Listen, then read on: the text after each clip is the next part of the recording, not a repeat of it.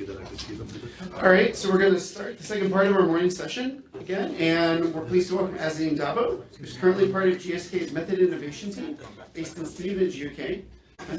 And with the area of interest in silico modeling, quality by design, method development, and transfer analytical methods and results between chromatography instruments. So today, Azzedine is going to be talking about digitizing analytical methods, and this is the Methods Hub project that we've been working with a number of folks with, and so he's going to be giving an update on that and using LCUV methods and results interoperability using ADF. Thank you for that lovely introduction. Awesome, thank you. Yeah, so my name is Azzedine Dabo. I'm an investigator at GSK based in Stevenage. And as mentioned, I'm going to be talking about a project we've been working through the Pistol Alliance various partners for over just, I think, 5 years now. But yeah, if you've got any questions at the end, please feel free to ask. I'm more than happy to answer them. So as we mentioned, this is through the Pistol Alliance. This is a presentation I've given myself with Beata from the Pistol Alliance last week in London. I was going to show you what we've been doing for the past 5 years.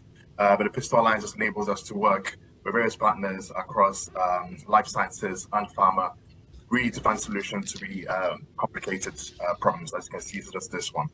So here's us various partners I've been collaborating with throughout this whole project, which has been really fun to work together. And yeah, I'm hoping you like the results I'm going to show you and what we're able to do throughout this project. So this is obviously a lot of different HPLCs, as you can see here, from various manufacturers and for various years.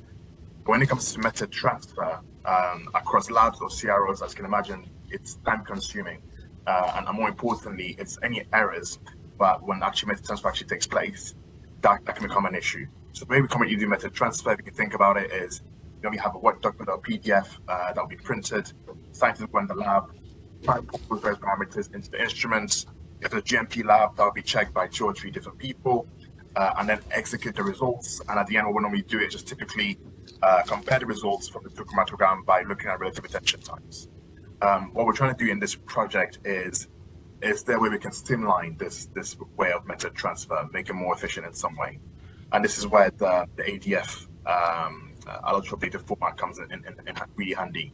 So what we're trying to do in this particular project is try and use the ADF format, so ADF files, to try and transfer methods across different CDSs. So imagine software from various vendors, can we transfer from one to the other? But also take it even a step further, can we actually transfer methods from HPLCs manufactured by different manufacturers? And I'm going to show you what that looks like as well throughout this presentation. So just a timeline of what we've been able to do for the last, as you can see, 6 years. I joined GSK about 20 months ago. So I jumped around the 2022 mark, which is a really exciting part. But yeah, we went through quite a lot of various steps and various hurdles to get to where we are today. But I think we're in a really good place. I'm really proud to show we're going to be able to show you today as well. But if you do want to take part or have any suggestions for various projects that you'd like to collaborate in the future, please feel free to reach out to Beata from the Pistol Alliance. I'm sure she'll be more than happy to discuss any ideas you might have in the future as well. So what I'm going to do now is I'm going to talk about the results. I think we're all probably more excited about, and that's divided into 4 phases. So the first phase of the project we worked on was to try and see if we can actually transfer methods across 1260s and 1290s instruments. So what I mean by that is we're just using Agilent 1260, so HPLC, and Agilent 1290s, HPLC instruments, and see if we can transfer them across one to the other. Making sure we still keep the same parameters the same, but just what we're trying to see here is, can we first of all transfer methods that has a gradient programs, but also isocratic methods as well. And what we were able to do as well is actually, Merck was actually able to run the methods on the Zonto cloud. I was able to go on that particular Zonto cloud, get the ADF file of that method, transfer it onto my instrument and run that as well. So that was the first phase of the project. I'm not going to go through every single result that we've done in that particular first phase. What I can show you here is an overlay of the method that Merck was able to put onto the cloud. I was able to go on there, download it to my instrument, and then transfer it. What we're able also to do with the cloud system, we're also able to upload our data on the cloud and then overlay the data, as you can see, such as here. So in blue, we got Merck's data, and in red, we have our data as well, overlay for the same method, but obviously run on different instruments.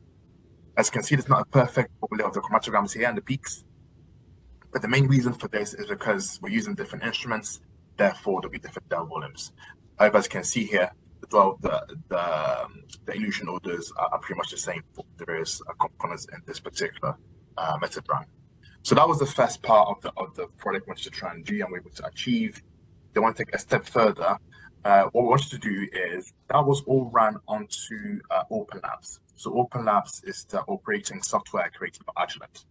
What we wanted to do was, okay, can we push that a bit further, but also trying to use an operating system. So, for instance, in this case, Empower, and trying to see if we can transfer methods between Empower, so software from Waters, and to Azzedine, so to Open Labs, so software created by Azzedine. What we also did in this case was still stick to the two same instruments. So again, the 1290 and 1260 instrument, but transfer methods from one to the other as well. What we're able to do for this particular phase of the project, we're able to transfer methods across the two CDSs for gradient methods, isocratic methods as well, transfer from 1260 to 1290. We're also able to transfer obviously between Empower and Open Labs on the two on the same instruments. I was also able to import the method that was uploaded by Merck onto the cloud onto my instrument using Empower. And what we're also able to do is actually overlay data that was collected from Open Labs and Empower on the cloud as well. I'll show you what that looks like in a second. What we're also able to do as a proof of concept using the Zonto cloud is submit a sequence. So in this case, a sample set. So imagine if you can have a sample set embedded in your ELN. So let's say using ADF or something like that, and you can write your sequence.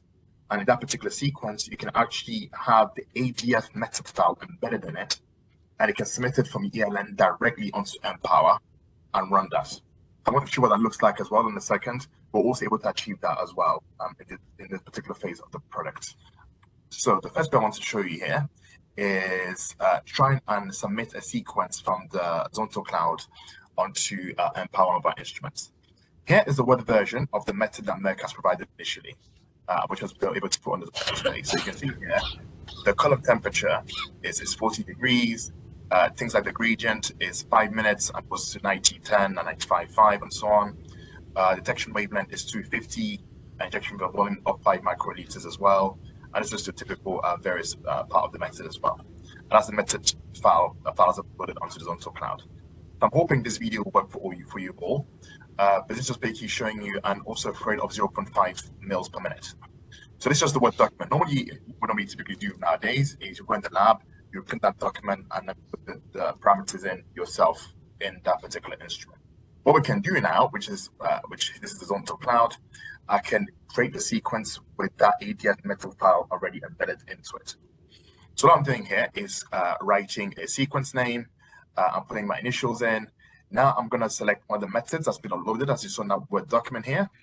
And what I can also do now, I can also actually type sample name. So I can give it, sample 1, 2, 3, or whatever sample I want to give it to.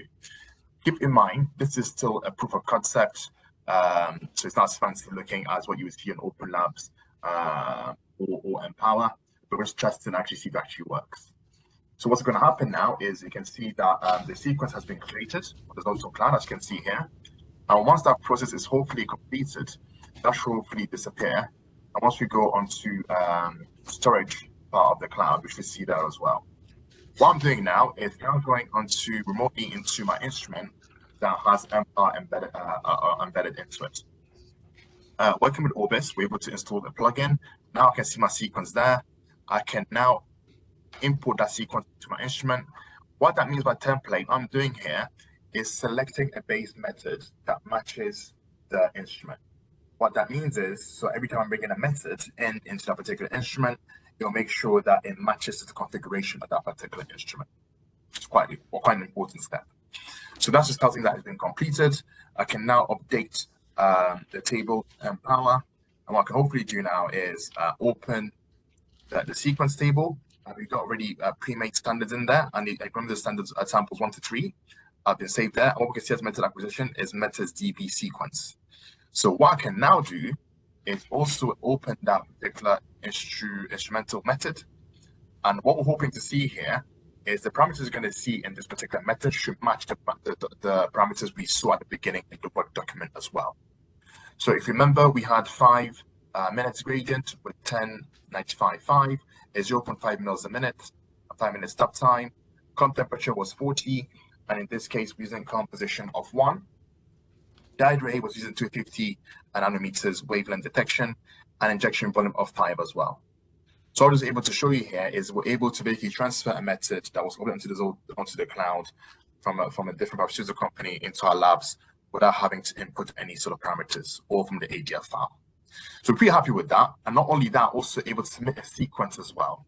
So that'll be quite handy when it comes to QC labs and you're trying to work with having your e-lab book and trying to submit directly from there as well. What I'm going to show you in this video as well now is how we're able to manage to overlay data collected from 2 different CDSs as well. So this is what Open Labs interface data analysis actually look like.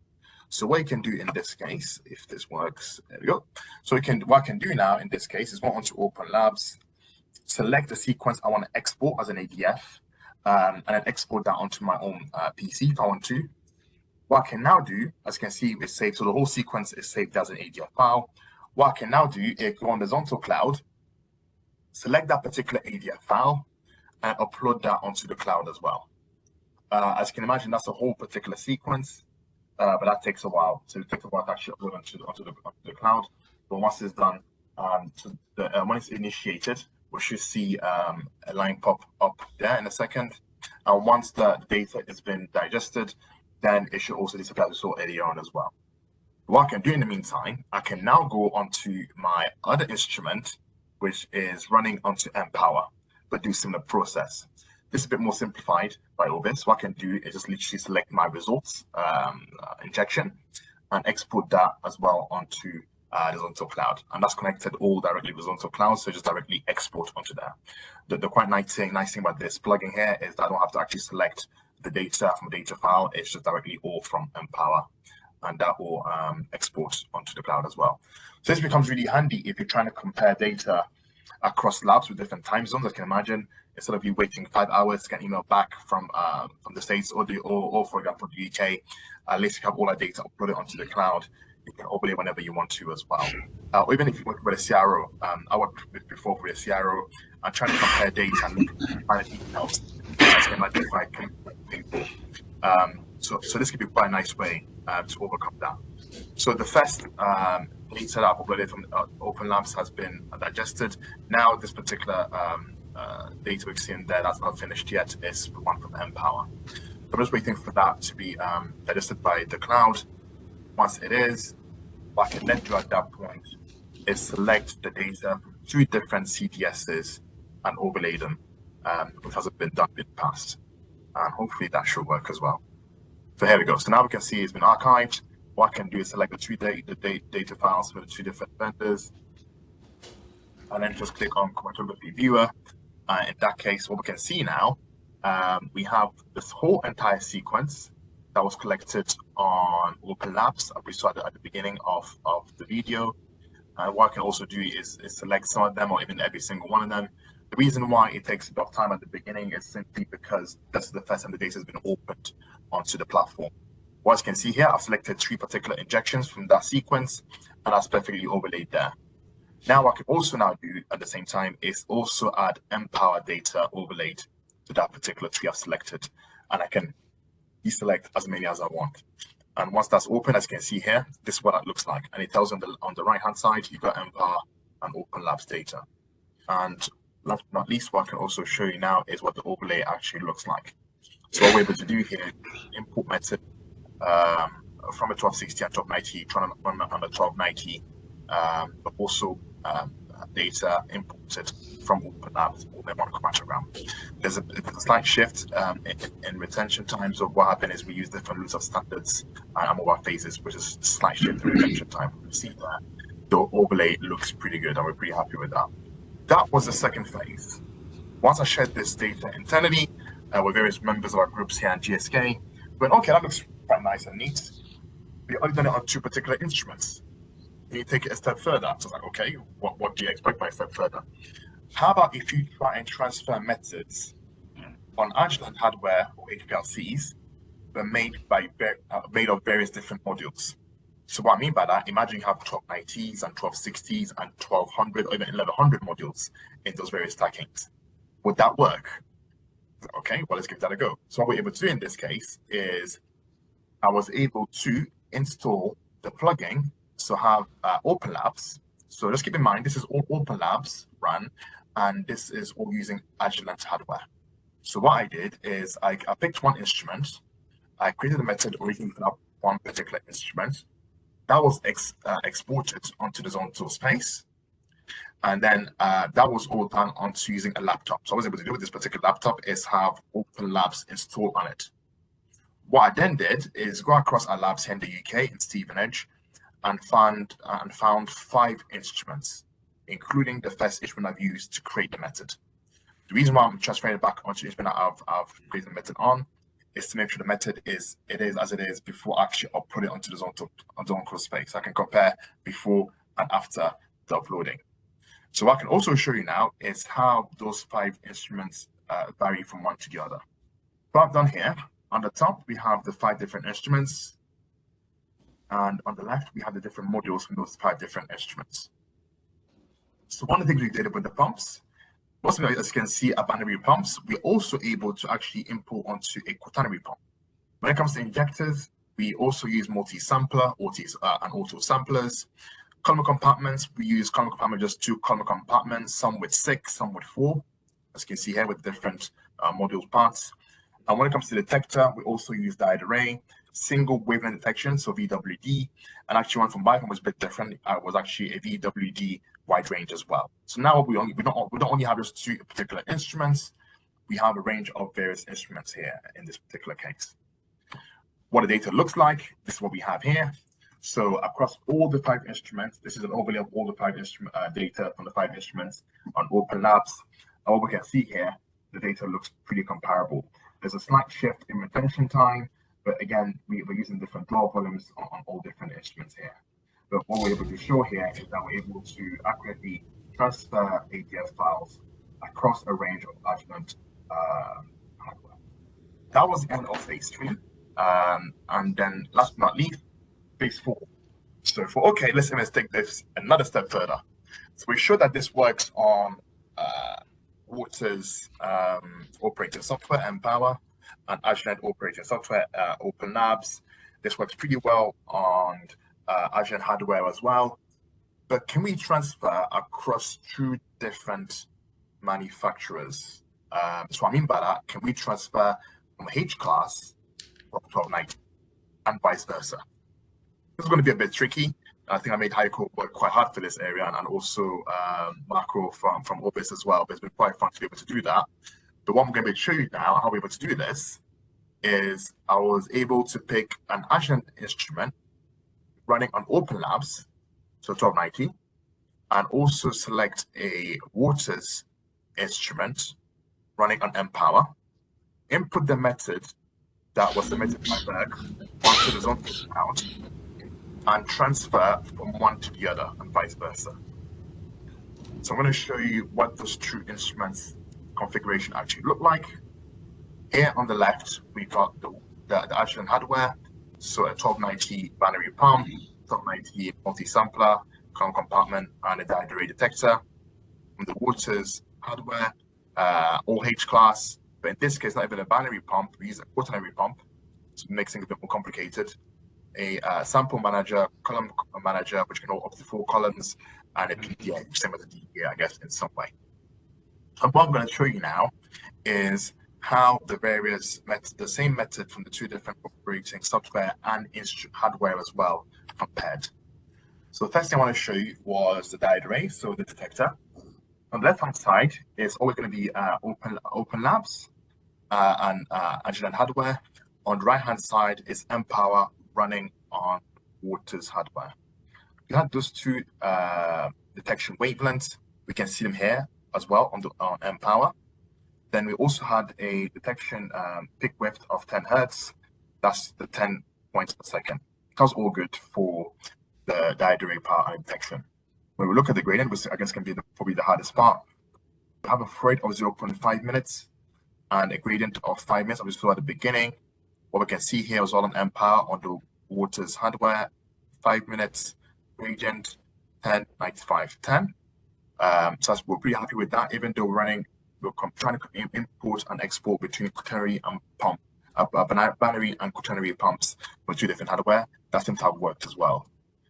When it comes to column compartment, main thing I'm looking into really is column temperature and the position of that particular column. And that's the same across the 2 different CTSs as well. As you can see, 40 and column position 1. And last but not least, the sample manager. So keep in mind when it comes to the sample manager or multi-sampler in Open Labs, you can import the injection volume in the method, but that's not the case in Empower. You input that in the sequence table.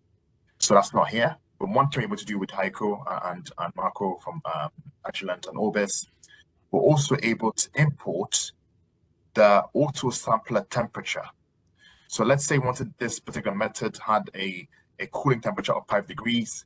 What we're able to do is transfer that also as a parameter from one vendor to the other as well. But in this particular case, this method hasn't got control temperature for the thermostat. Therefore, that's why it's off in both methods here as well. But that's something we're also able to do. So we're able to run the methods on the 2 different hardware and the 2 different operating software as well. So we thought, okay, that works. How can we compare the data? Well, how about we use the cloud system? What I was able to do here is upload the data from Azzedine, so Open Labs, and Empower, and overlay, as I showed you earlier on, with 2 different manufacturers and 2 different CDSs. And this is what we have as well. The reason why we can see there's a difference in retention times, as you can see in this case, the door volumes are quite different between different instruments. And there's justification why we can see the different retention times. However, as I told you before, dilution orders are what we're expecting. So that's what we're able to do at the moment here at GSK. We've also got the plans internally to deploy this throughout our instruments. But yeah, in conclusion, what I'm hoping I'm able to convince you is we're able to transfer methods across different vendors, across different CPSs, and more importantly, able to collaborate with Merck and actually transfer methods from them onto our instruments as well. And this is, if you think about it in the bigger picture, this is when it comes to working with CROs, or even working with labs in the same company, but with different time zones or different locations globally as well. And then last but not least, how do you want to get involved, or if you have any ideas or any particular phase you want to be interested in this particular project, please feel free to reach out to the Pistua Alliance. We'd be more than happy to have any discussions with you. But yeah, it's been a really exciting project to work on, and I cannot wait for it to go in the next couple of years or for the future. Well, through today, I haven't done this by myself. There's various members, as you can see, but I want to say thank you to a lot of various people. I'm not going to mention any names, but I'm sure they know who they are. But it's been a really fun project to work with, and I hope you enjoyed the presentation as much as I did. Enjoy giving it to you. So please feel free to ask any questions, and thank you all for your time.